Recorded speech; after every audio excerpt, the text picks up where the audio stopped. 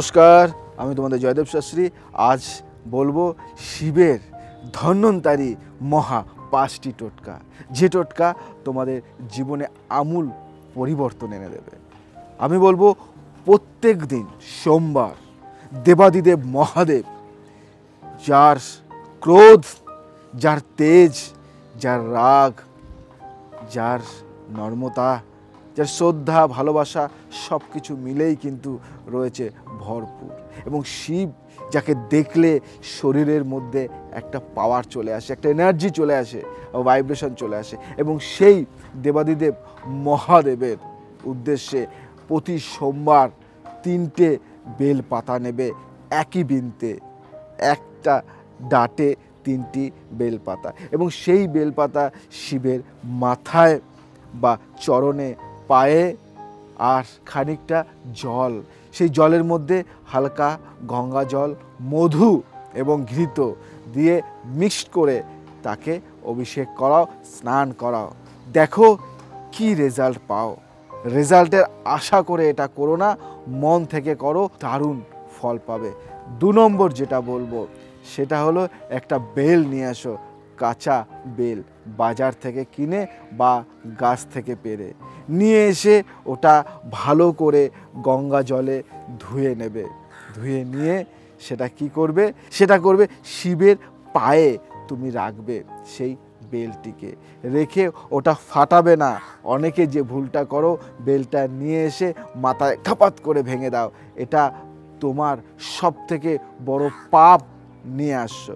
যেটা নিয়ে আসছো জীবনের সব থেকে বড় পাপ যদি করো তাহলে হয় এটা।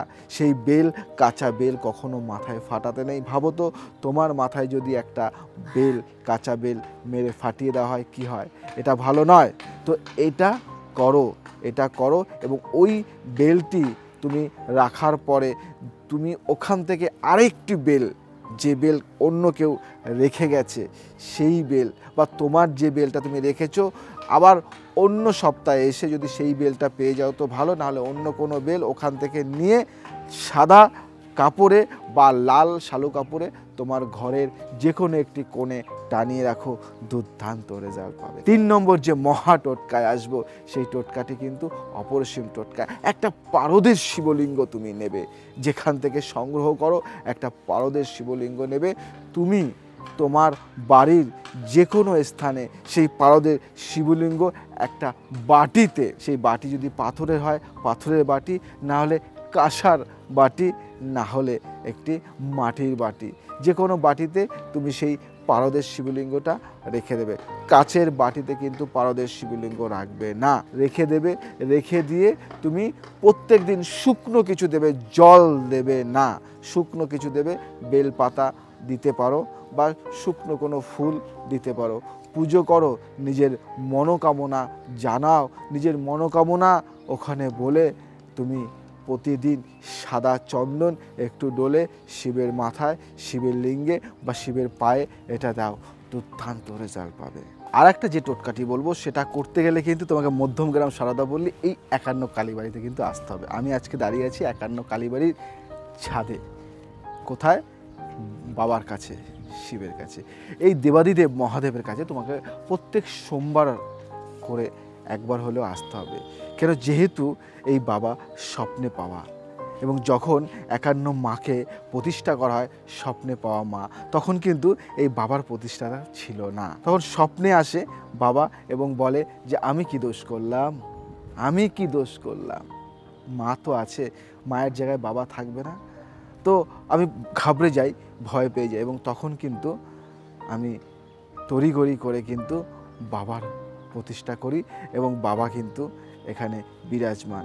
এবং এনার কাছে, শিবের কাছে, বাবার কাছে, দেবাদিদেব মহাদেবের কাছে তুমি মন ভরে যা চাইবে সেটা পাবে।